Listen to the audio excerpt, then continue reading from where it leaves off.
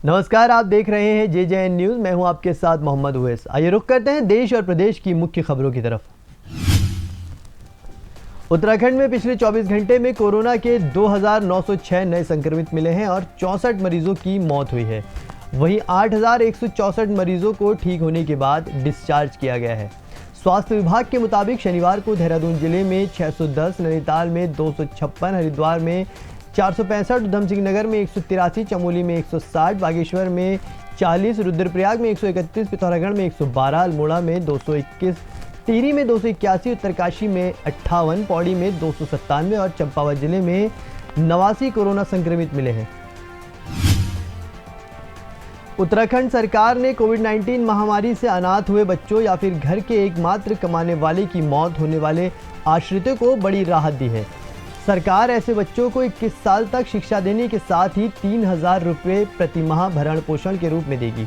शनिवार को मुख्यमंत्री तीरथ सिंह रावत ने ऐसे बच्चों के लिए सीएम वात्सल्य योजना का ऐलान किया। उन्होंने बताया कि अनाथ बच्चों की पैतृक संपत्ति के लिए नियम भी बनाए जाएंगे। उत्तर प्रदेश में कोरोना संकट के बीच ब्लैक फंगस से बढ़ने मामलों में योगी सरकार की चिंता बढ़ा दी है। इस बीच सीएम योगी आदित्यनाथ ने शनिवार को आदेश दिया कि कोरोना दवाओं की कालाबाजारी करने वालों पर NSA लगाया जाएगा, साथ ही उनकी संपत्ति जब्त करने की कार्रवाई भी की जाएगी। सीएम योगी ने दावा किया कि सरकार 30 मई तक कोरोना की दूसरी लहर को कंट्रोल कर लेगी। भारतीय चिकित्सा संघ IMA ने केंद्रीय स्वास्थ्य मंत्रालय से योग गुरु रामदेव के खिलाफ कार्रवाई करने की मांग की है, क्योंकि उन्होंने एलोपैथी के खिलाफ गैर जिम्मेदाराना बयान दिए हैं और वैज्ञानिक दवा की छवि बिगाड़ी है। IMA ने एक बयान में कहा कि रामदेव पर महामारी रोग कानून के तहत मुकदमा चलाना चाहिए, क्योंकि अशिक्षित बयान देश में शिक्षित समाज के लिए एक खतरा है और गरीब लोग इसका शिकार हो रहे हैं। सोशल मीडिया पर चल रही एक वीडियो का हवाला देते हुए IMA ने कहा कि रामदेव कह रहे हैं कि एलोपैथी एक स्टूपिड और दिवालिया साइंस है। भाजपा के राष्ट्रीय अध्यक्ष JP नड्डा ने भाजपा शासित राज्यों के मुख्यमंत्रियों से कोविड-19 के कारण अनाथ हो चुके बच्चों के लिए कल्याणकारी योजनाएं आरंभ करने को कहा है। उन्होंने कहा कि इसकी शुरुआत 30 मई को होनी चाहिए, क्योंकि उसी दिन मोदी सरकार के सत्ता में आने के 7 साल पूरे हो रहे हैं। मुख्यमंत्रियों को लिखे पत्र में नड्डा ने यह भी कहा कि कोरोना महामारी के चलते 7वीं वर्षगांठ के मौके पर कोई समारोह का आयोजन नहीं होना चाहिए। उसकी जगह सरकारें कल्याणकारी कार्यक्रमों का आयोजन कर सकती हैं। कोविड-19 के इलाज के लिए चमत्कारी बताई जा रही कृष्णापट्टनम नाम की आयुर्वेदिक दवा के वितरण को वैज्ञानिक रूप से इसकी प्रभावशीलता स्थापित होने तक अनिश्चित काल के लिए रोक दिया गया है। इस दवा को लेने के लिए गांव में हजारों लोगों की भीड़ जुट रही थी। आंध्र प्रदेश के आयुष विभाग के विशेषज्ञों का एक दल आयुक्त रामुली नाइक के नेतृत्व में शनिवार को इस दवा की जांच के लिए कृष्णापट्टनम पहुंचा है। ICMR और आयुष विभाग के दल इस दवा का अध्ययन कर रहे हैं और रिपोर्ट आने में कम से कम 10 दिन लग सकते हैं। बंगाल की खाड़ी में बन रहे चक्रवाती तूफान यास के संभावित खतरे से निपटने के लिए भारतीय नौसेना ने अपने 4 युद्धपोतों के अलावा कई विमानों को भी तैनात किया है।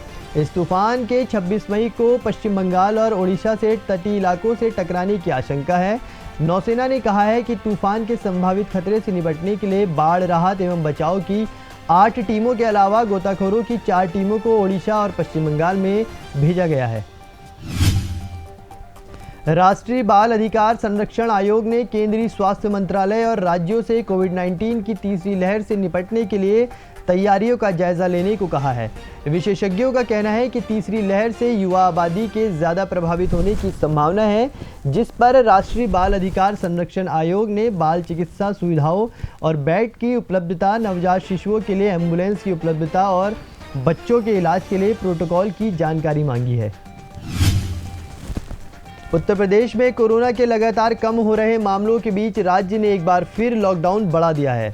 अब यूपी में 31 मई को सुबह 7 बजे तक लॉकडाउन रहेगा। इससे पहले प्रदेश में 24 मई तक लॉकडाउन बढ़ाने का फैसला लिया गया था।